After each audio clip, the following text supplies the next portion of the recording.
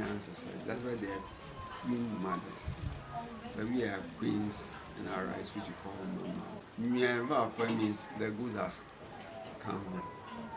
So they are looking for anything good in here. Anything good. Whether it is in language, whether it is in dressing, whether it is in drumming, whether it is in our cultural practices, and then developmental. Liko is a town, and a town must have the following facilities. There must be a school, a health center, a market, post office, a lorry station. Yeah, those things defined the difference between a town and a village. In a village, all the facilities will be present. So the citizens have to travel to another village to access education, to access market, or to access even burial ground. But the town must have all the facilities. And that distinguishes it and make it different from others. So I ask you now, Agbosman, the coffee is more important. You take education, basic, GSS and secondary, and from which of them has basic and secondary school. Then you can take health. They have clinic or hospital. They take police station. They take court, judiciary. Yeah, so the one that has those facilities is more important than the one who has less. What you inherit from ancestors. And what do you inherit? You inherit our language, our food, our dressing, our dancing, our marriage rights, our burial rights. Those are the things we inherit. And this month is directing us to go back and examine those values that we have. Dig out the way our ancestors treat their sick ones. Dig out the way our ancestors marry one another. Go back to see the food that our ancestors were eating and they were living more than 100 years old. Go back and find out the medicine they use when they are sick, the herbs that they use, and go back and study the language that they have. If not, we are getting lost. And you might remember that any branch that is cut off from the trunk will die and become fuel wood in the health of some other people. We must stay to our culture. We must stay to our parent plant. That is our ancestor. That is our heritage.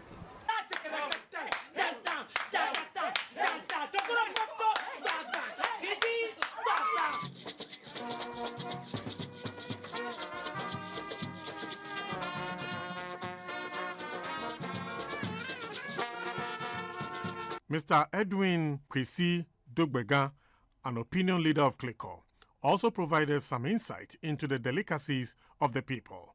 He mentioned the popular Banku, Ewokpele, Agbeli, Kaklo, etc. Mr. Dogbega also made a strong case for the chieftains' institutions to be well positioned in the scheme of things.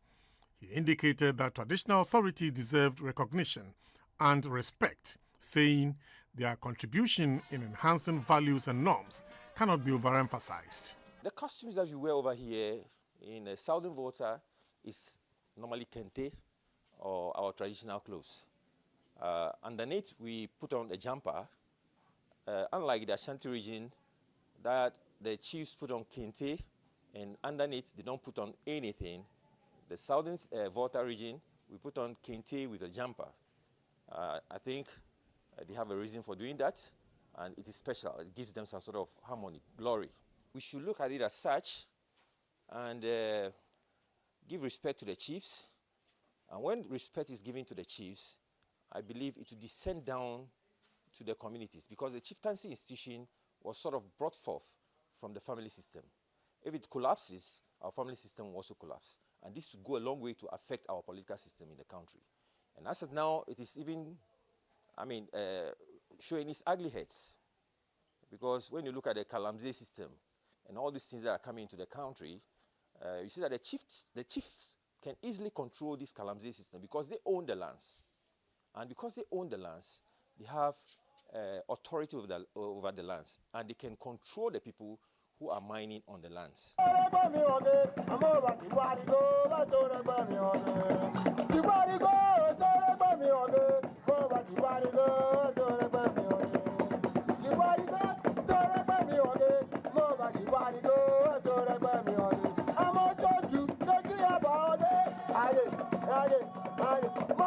Saturday, 10th March 2024 is a day many residents of Klikor and many others will ever relish and hold dear.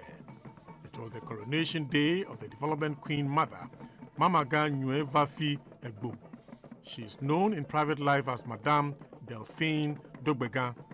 The coronation ceremony attracted dignitaries from the ranks of traditional authorities, government, the clergy, among a host of others. The rich culture of various communities livened up the ceremony.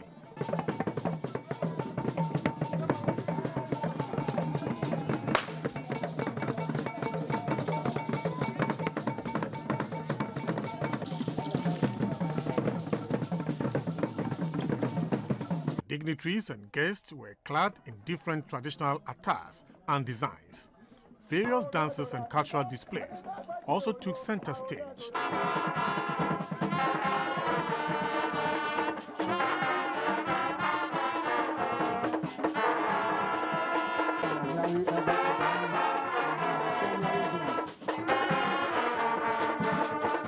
Asafu groups also dished out some renditions to the admiration of all present. Then came the moment when the new development queen mother was sworn into office. In her oath, she swore to uphold the tenets of the community and help enhance development as part of her mandate.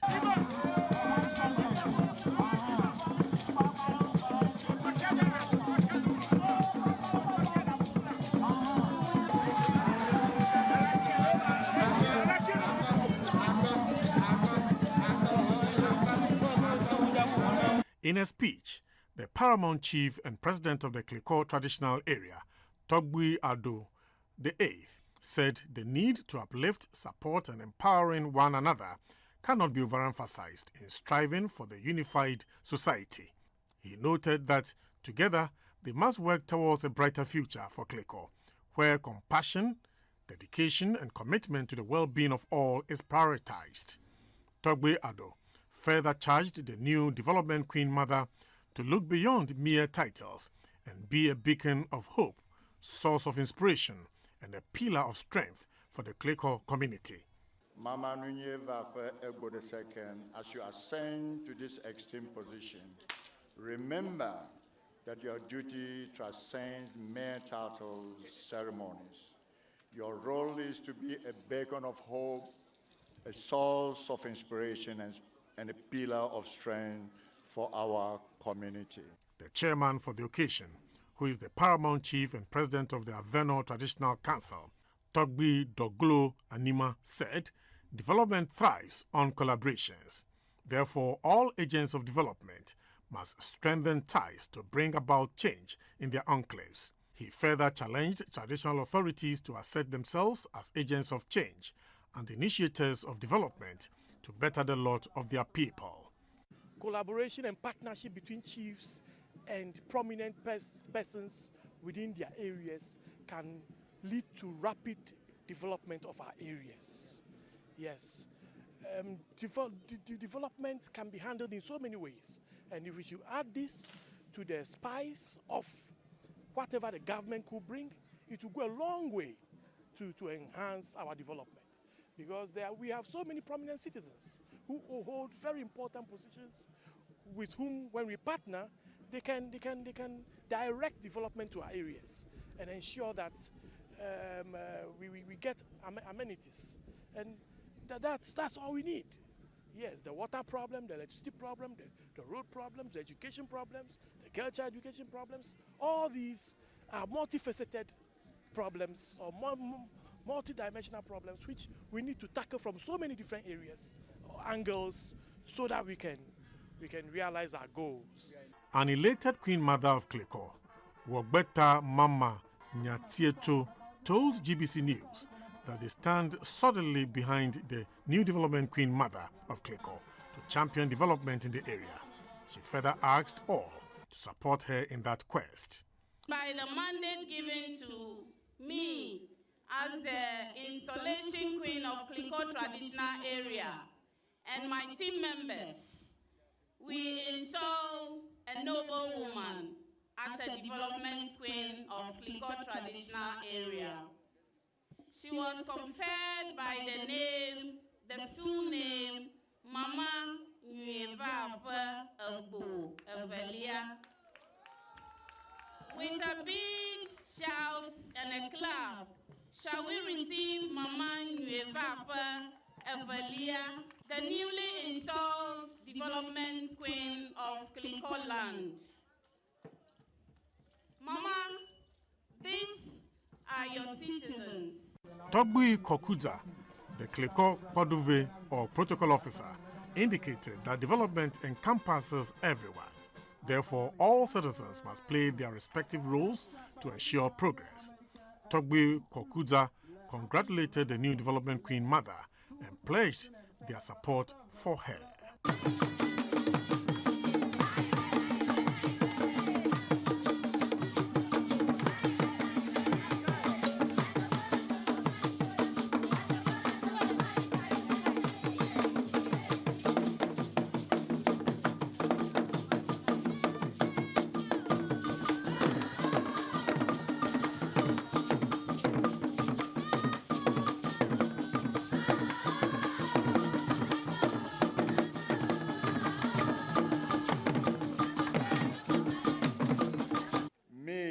Mama Nunye Vape Agbo's reign as the development chief of Kleko traditional area be marked by prosperity, harmony, and enduring progress for all those under her benevolent leadership.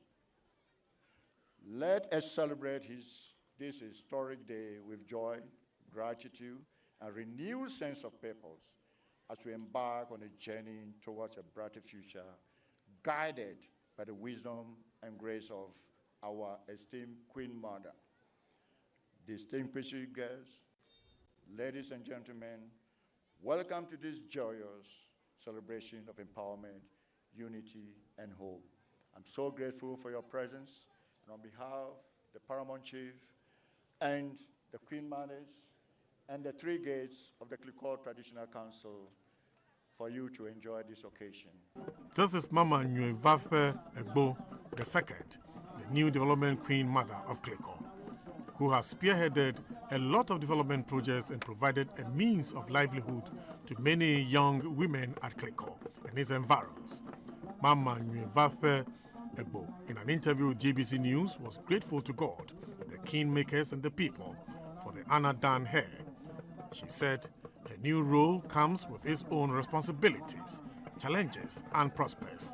But with God, all things are possible. She noted that women and youth empowerment will be her priority. That will be premised on dedication and passion.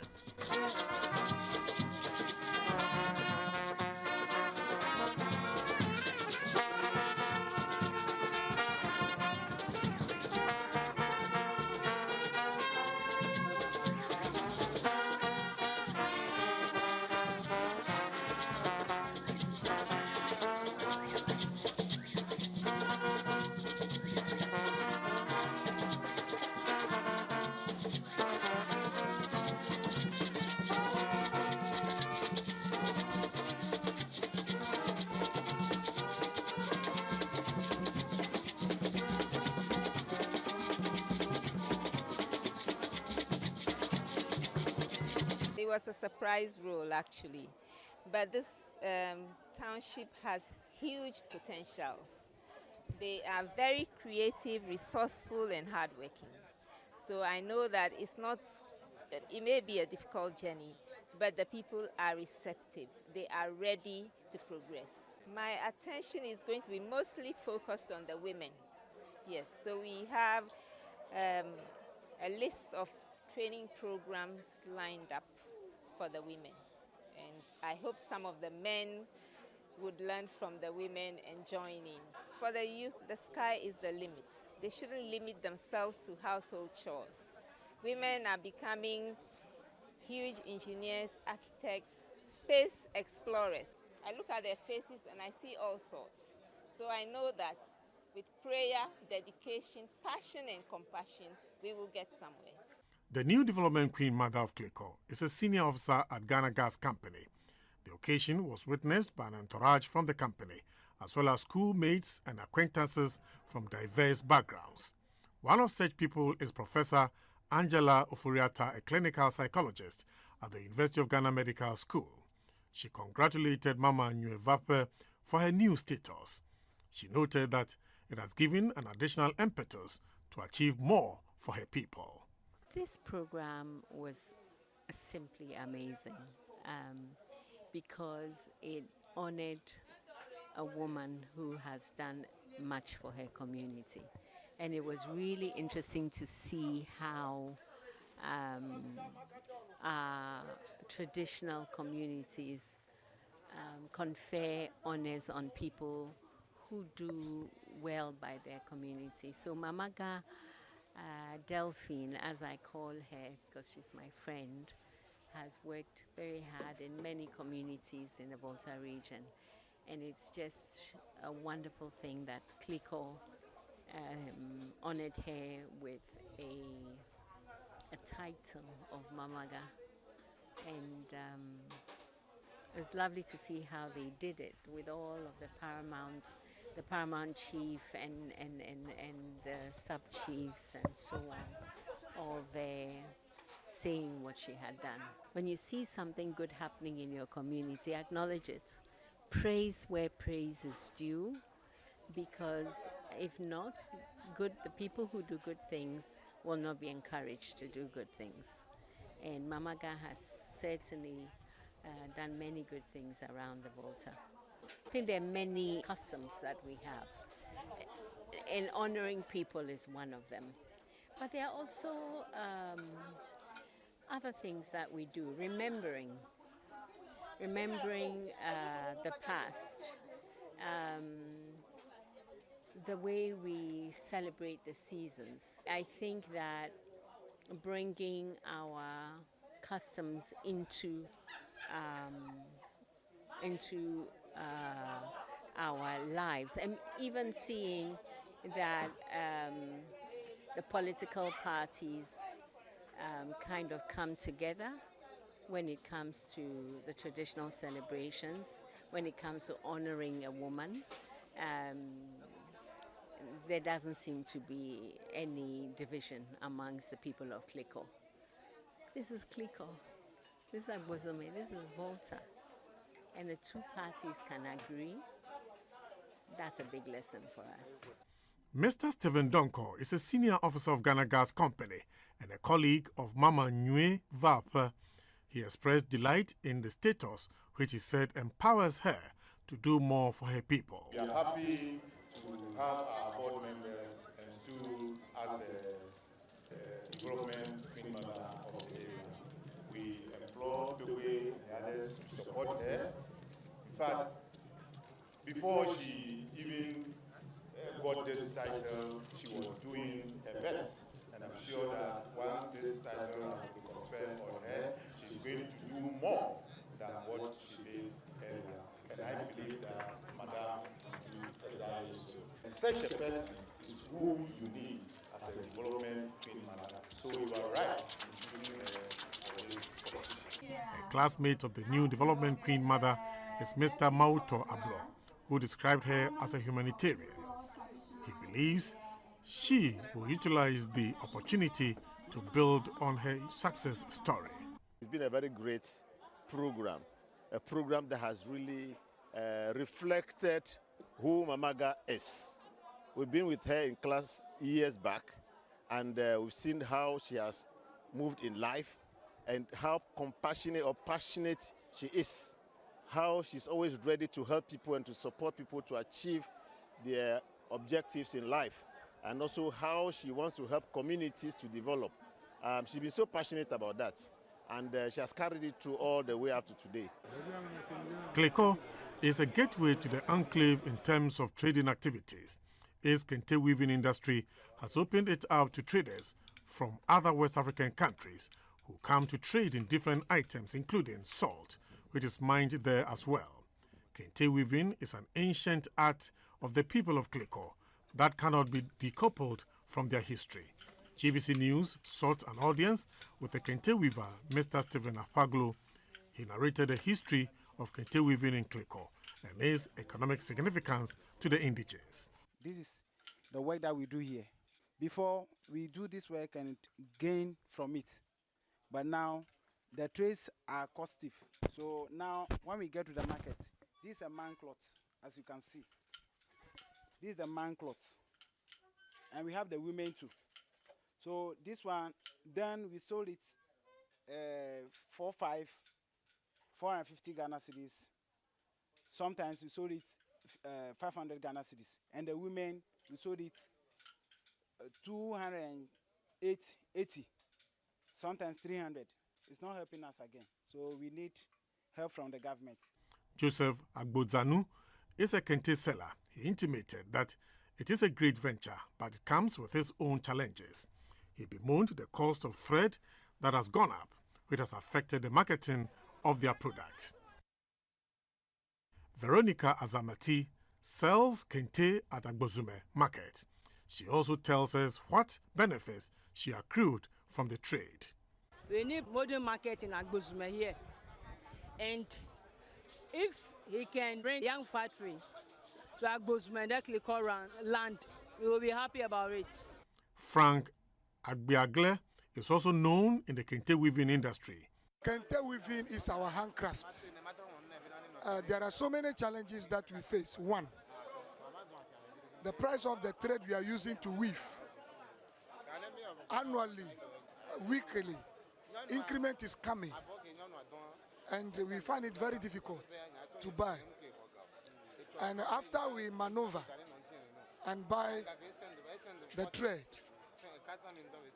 after weaving, we bring it to the market for patronage. We have people from Ivory Coast coming, people from Togo coming, people from Benin coming. The pricing system is not that online. It's not that in unison. Everybody and his way of selling, which is causing a whole problem to our handcrafts. Secondly, we have different categories and types of weaving. We have the double weave, we have the plain weave, and we have the designer weave.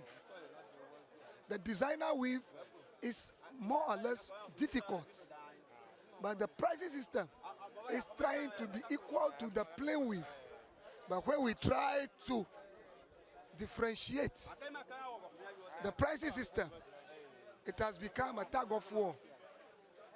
The only way, one way of answering is that we all buy the same type of trade. We all buy the same pricing system of trade. So nobody is above any other person. In terms of kente weaving, we have the plain weave. As we can see, the designer weave is here with different colors. And then we have the plain weave, which is apavo. And some of the categories of apavo, we have Tagbatuchunku, we have Easter Sunday, we have Galanyako, we have Jotapamavao, we have Machimata, but people normally call it Achimota, and we have Klogo, a lot of names, just to mention but a few. Yes. So this moment, as I'm speaking now, it has become boredom and fatigue to the weavers. The people who have to patronage are no more coming. So we weave and we bring it to the market. We will come and we don't have people who will consume it. The consumers are not coming. But let's say the production or the suppliers, we are many. We are sitting in the market from morning to the evening. We don't have people to buy. I mean, these are some of the challenges. The pricing system and the patronage is very bad. GBC News took a tour of the Clicquot Township. Salt winning is another economic activity that draws buyers from neighboring countries.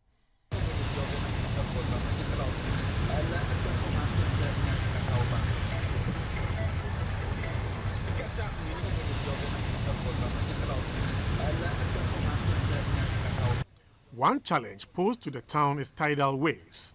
This natural occurrence has eroded a lot of gains. The absence of a sea defense, which is topmost on the wish list of the indigents, is a source of worry to them. It is their prayer and hope that this wish will, in the not too distant future, see the light of day.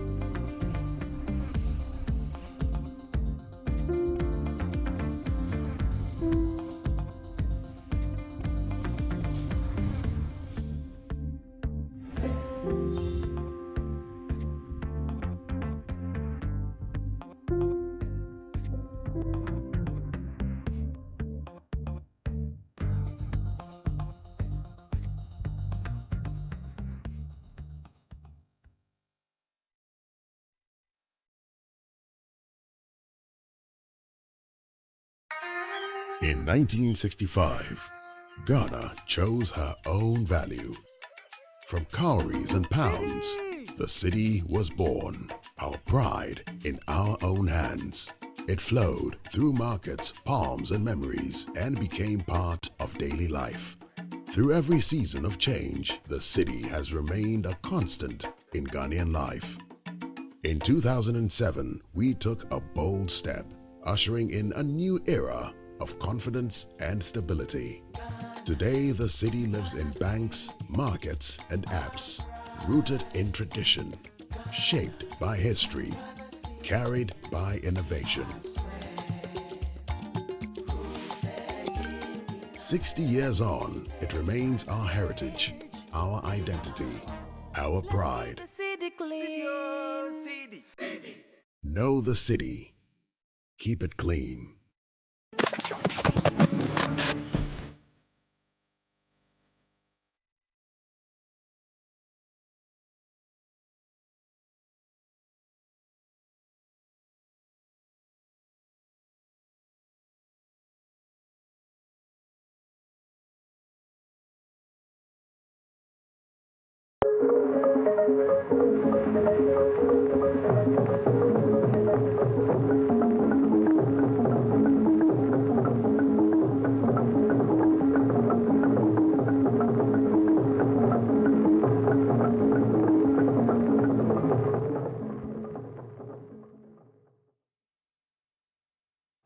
Good evening. Welcome to the studios of the Ghana Broadcasting Corporation for News Hour at 7 live on GTV and JBC News. My name is Clara Mlano, and Jonathan Intem Dakun will interpret the news into sign language. Coming up in the next 1 hour, Microlight aircraft crashes at Tema, killing 2 persons on board. President Mahama orders expansion of security services recruitment to 40,000. More than 4,000 firearms voluntarily handed over by civilians under government's gun amnesty program. Also in this package, industry players call for review of some taxes on petroleum price buildup, and Russia agrees to stop using Kenya recruits in Ukraine conflicts. Now the details. The Ghana Civil Aviation Authority has confirmed that a microlight aircraft with the registration number 9GADV crashed in Tema on Monday, March 16, 2026, killing 2 persons on board. The aircraft was flying from Ho to Accra, estimating Accra at 1520Z. The last contact with the aircraft on radio was 1418C.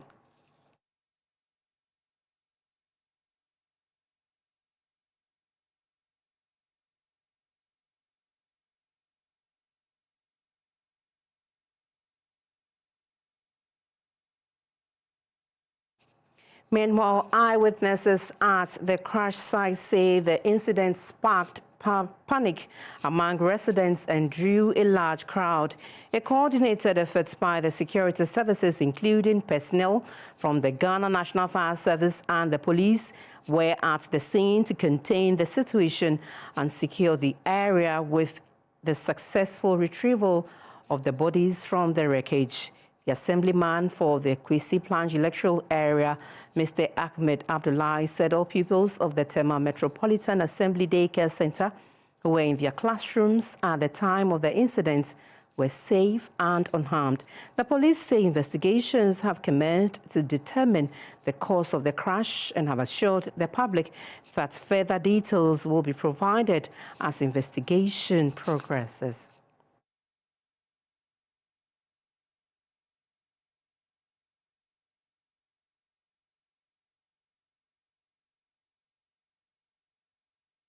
We'll soon be speaking with an aviation expert and security services on this developing story. But before that, President John Mahama has directed that the number of people to be recruited into the security services should be doubled or increased from 20,000 to 40,000 over a 4-year period. This came up at a high-level meeting between the President and heads of security agencies, the Interior Minister and Acting Minister for Defense on the ongoing security services recruitment process. According to a statement signed and issued by the Minister for Government Communications, Mr. Felix Kwachifosum, the President has also directed the heads of the security agencies to ensure transparency and fairness in the recruitment process. Present at the meeting were the Chief of Staff Secretary to the President, Senior Presidential Advisor on Governmental Affairs, National Security Coordinator, and the Inspector General of Police. Others were the Director General of Prisons, Director General Fire Service, Comptroller General of the Ghana Immigration Service, and the Director General of the Narcotics Control Commission.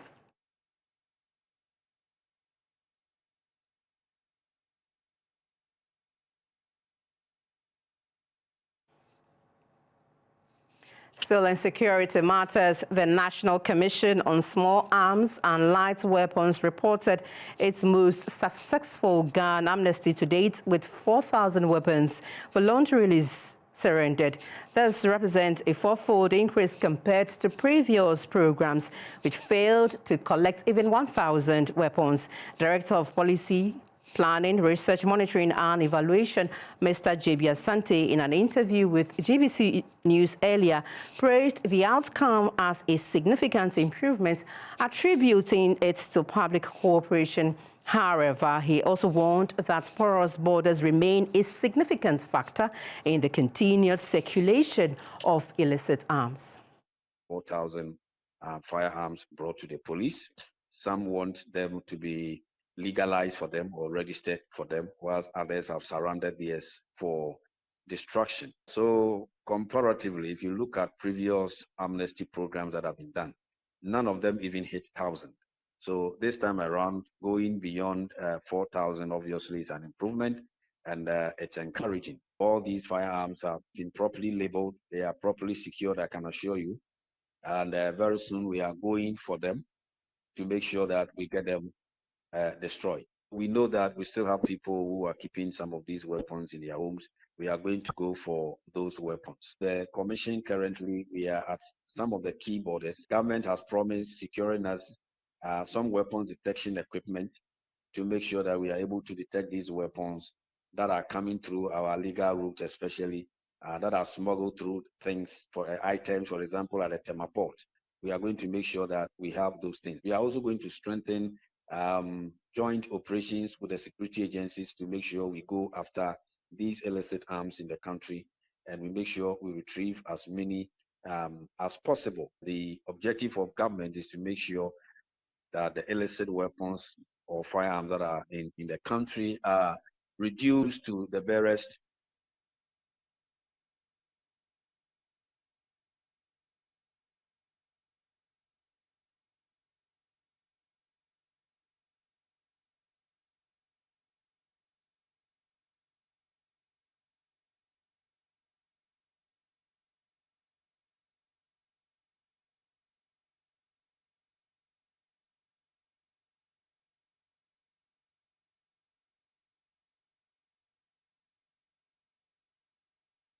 We have the Public Relations Officer of the Tema Fire Command of the Ghana National Fire Service, DO2 Ebenezer Yanzo, to tell us more on investigations into today's incident that occurred at Tema. Good evening, sir, and thanks for joining us. Good evening to you and the listeners as well. Well, we know that investigations have commenced into the unfortunate incident that occurred earlier today. How did the evacuation exercise on your part occurred this afternoon? So, like you rightly pointed out, it is this afternoon that we received the call that there was an outbreak of fire. And when we got there, we realized that it involved a light aircraft, and we had to quickly extinguish the fire. And after extinguishing the fire, what we realized was that there would definitely be some crew members on board. And I must say, this is a two-passenger aircraft. And so all the two persons on board were able to see the bodies, and we retrieved them from the mangled aircraft. As of now, the bodies have been given to the police for autopsy and preservation. The investigation commenced from the time we arrived at the scene, and since it involves an aircraft, it's going to be more or less like an interagency investigation.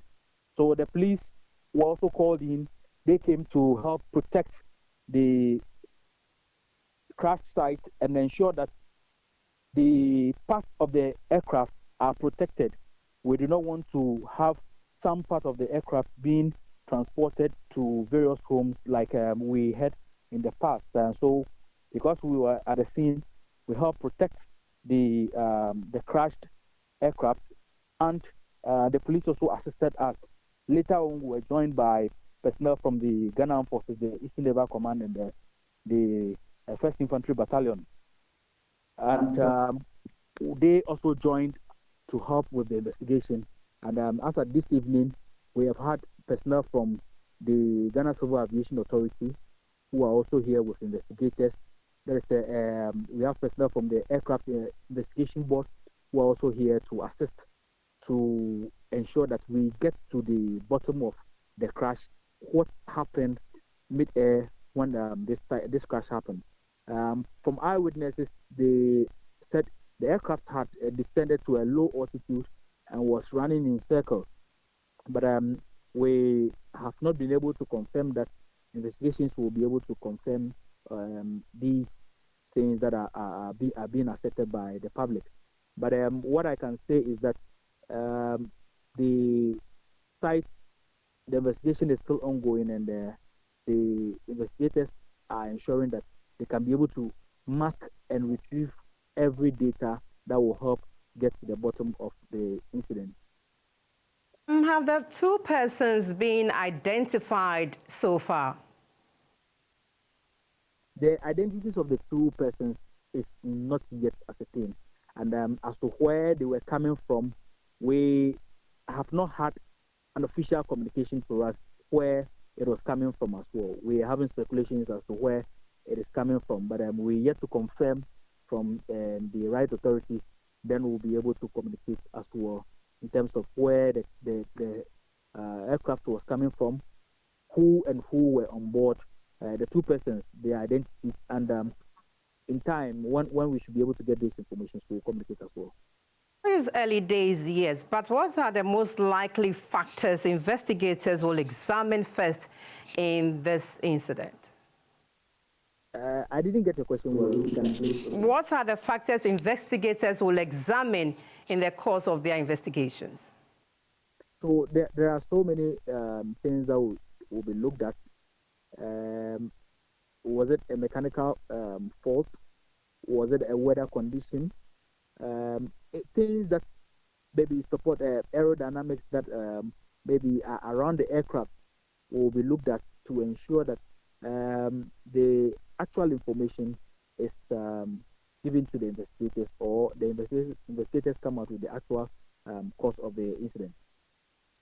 Emergency responders face any difficulty in this exercise in retrieving the bodies and every process this afternoon? So initially, when we got there, we realized the community, because it's in the community, and the children also being in the school, most people had trooped to the school to catch a glimpse of it and take photographs as usual.